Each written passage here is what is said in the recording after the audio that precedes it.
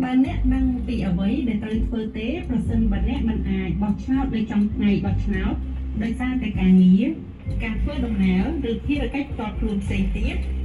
អ្នកប្រហែលជាអាចបោះឆ្នោតនៅមណ្ឌលបោះឆ្នោតមុនពេលកំណត់ឬដាក់ពាក្យសុំបោះឆ្នោតតាមប្រៃសណីយ៍ការបោះឆ្នោតសហព័ន្ធនឹងធ្វើឡើងនៅថ្ងៃសៅរ៍ទី3ខែឧសភាពលរដ្ឋអូស្ត្រាលីទាំងអស់ដែលមានអាយុចាប់ពី18ឆ្នាំឡើងទៅត្រូវតែបោះឆ្នោតការបោះឆ្នោតរបស់អ្នកនឹងជួយរៀបចំអនាគតប្រទេសអូស្ត្រាលីដើម្បីពិនិត្យមើលជំរឿនបោះឆ្នោតមុនពេលកំណត់និងសិទ្ធិបោះឆ្នោតឬស្វែងរកកន្លែងបោះឆ្នោតដែលនៅជិតអ្នកបំផុតសូមចូលទៅកាន់គេហទំព័រ aec.gov.au ឬហៅទូរស័ព្ទទៅលេខ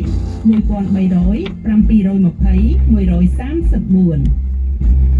អនុញ្ញាតដោយស្នងការរៀបចំការបោះឆ្នោតទីក្រុង Canberra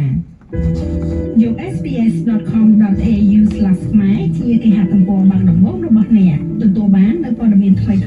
នីតិវិធីបច្ចុប្បន្ននិងការកម្សាន្តនៅលើ sbs.com.au/ ខ្មែរចូលចិត្តស្ដាប់ SBS ខ្មែរមែនទេបន្តការសន្ទនានៅលើ Facebook Page របស់យើងចុច Like និងចែករំលែកគំនិតយល់ឃើញរបស់អ្នក SBS ខ្មែរនៅលើ Facebook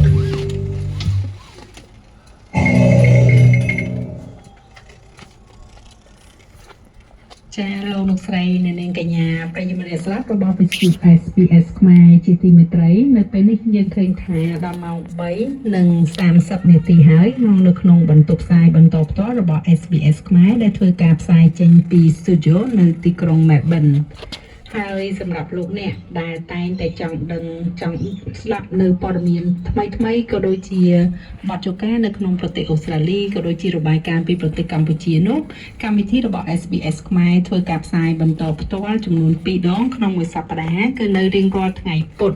និងថ្ងៃសុក្រវេលាម៉ោង3ដល់ម៉ោង4រសៀលម៉ោងស្តង់ដារអូស្ត្រាលីខាងកើតបាននិយាយឲ្យស្រួលស្ដាប់គឺម៉ោងនៅទីក្រុង Melbourne ឬម៉ោងនៅទីក្រុង Sydney ហើយសម្រាប់ប្រិយមិត្តដែលនៅទីក្រុង Sydney អាចបើកស្ដាប់បានតាមរយៈវិទ្យុរលកកម្ពស់